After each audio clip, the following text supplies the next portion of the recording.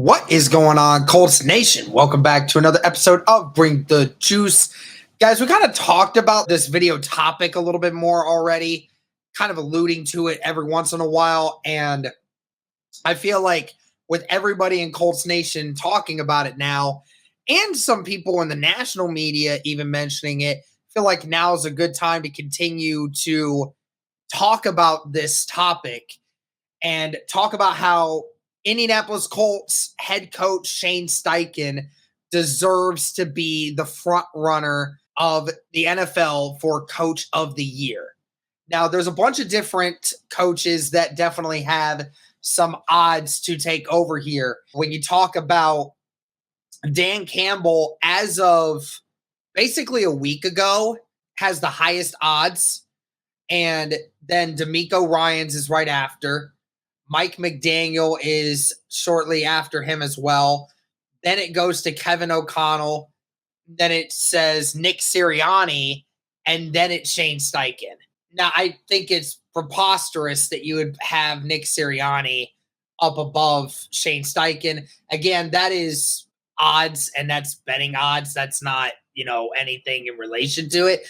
But no question that some of the guys that Shane Steichen is having to compete with is Dan Campbell, D'Amico Ryans, and Mike McDaniel.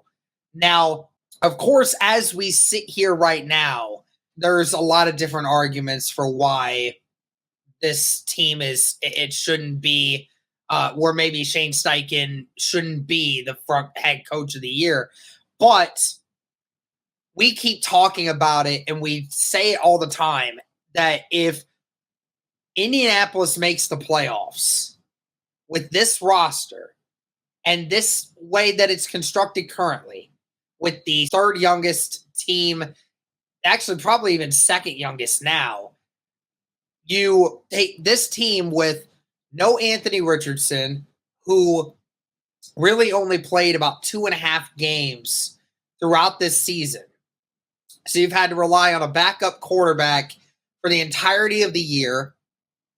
And your running back one, who 2 years ago was the best running back in the entire NFL by a long shot, isn't playing through a decent chunk of this year, at least half the year so far, because of injuries. And then having question marks about the wide receivers. And then the cornerbacks. You lose one of your cornerbacks to a season-ending injury.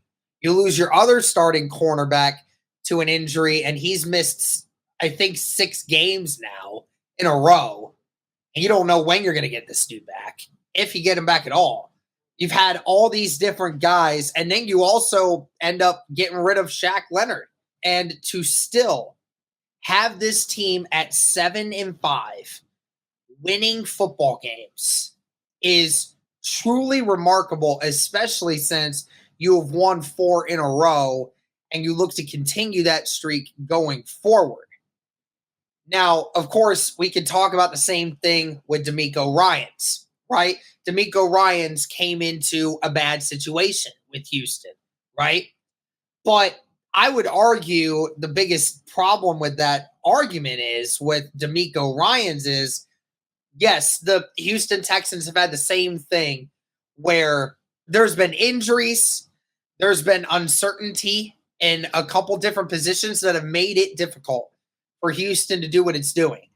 But one thing you can't argue is Houston has had consistent quarterback play from C.J. Stroud. Ever since week 2, the Houston Texans have seen what C.J. Stroud could become and what he is. And he's playing easily like a top 10 quarterback this year.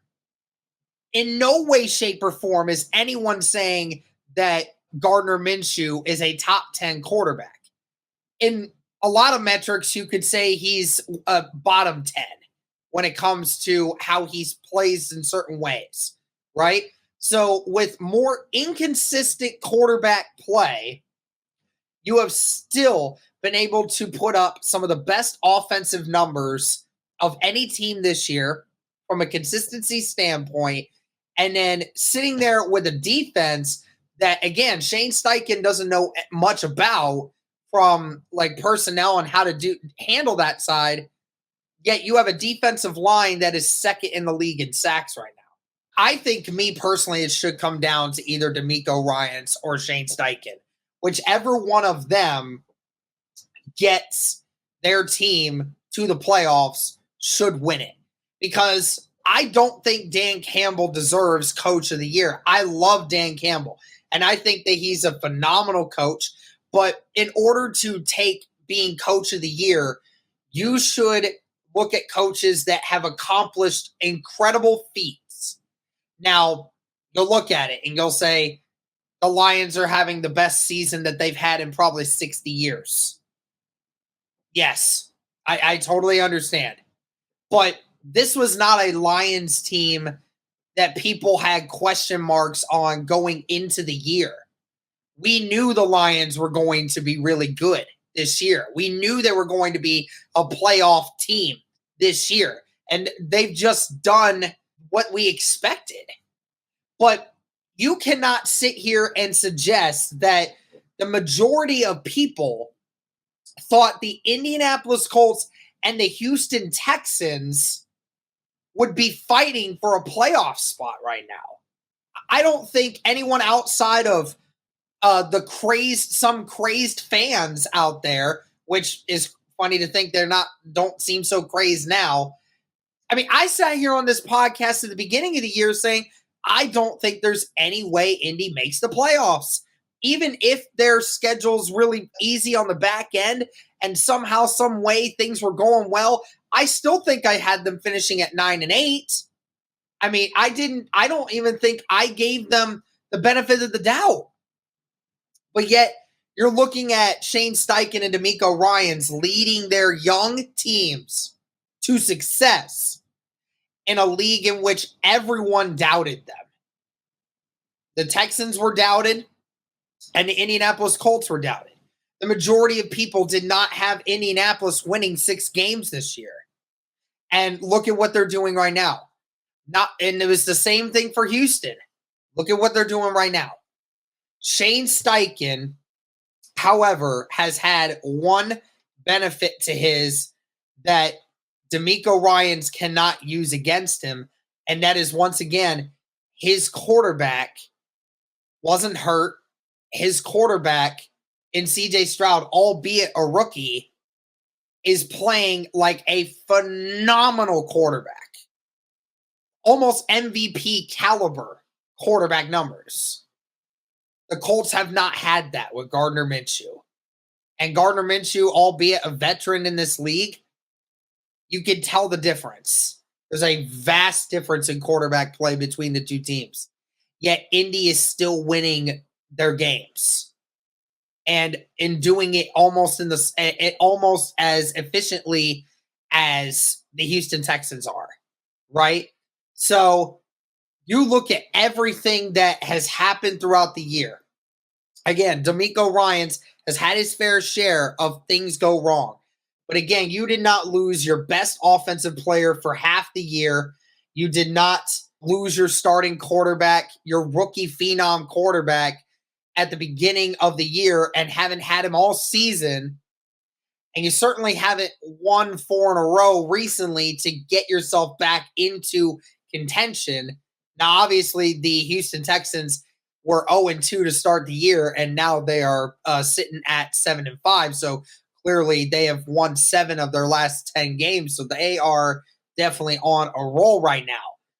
But there is, I think, been a lot more of a consistent struggle from Shane Steichen to have to get this team prepared and change the culture and everything else.